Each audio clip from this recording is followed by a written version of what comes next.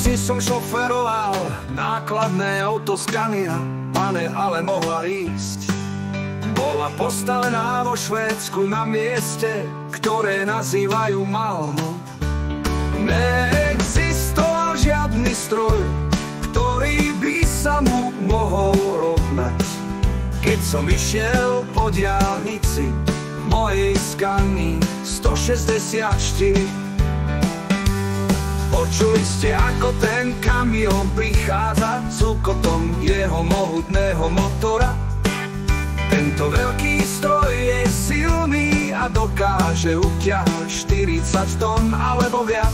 Neexistoval žiadny stroj, ktorý by sa mu mohol rovnať.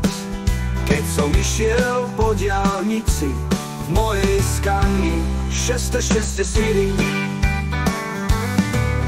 bolo to v kaviárni kamionistu dole v starom Marseille. Keď som išiel hore objednať, počul som ich slová kamionistov. No je tu to dievča, ktoré práve prešlo okolo, ako som vám už povedal, vo svojej Scanii 164. Sedí vysoko a mohutné, počuli ste, ako ten kamión prichádza cúkotom jeho mohutného motora.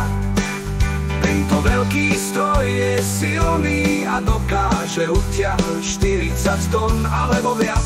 Neexistoval žiadny stroj, ktorý by sa mu mohol rovnať. Keď som išiel po diaľnici v mojej Scanii 664,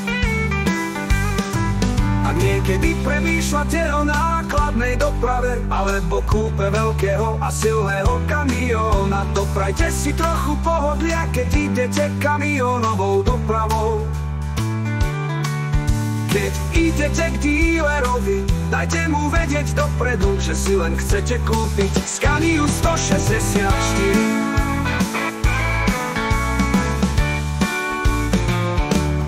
Počuli ste, ako ten kamión prichádza cúkotom jeho mohutného motora.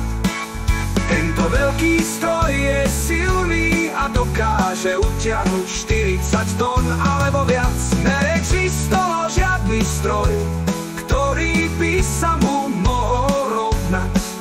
Keď som išiel po diaľnici v mojej Scanii 164, myslím, že by ste si mali kúpiť Scaniu 164.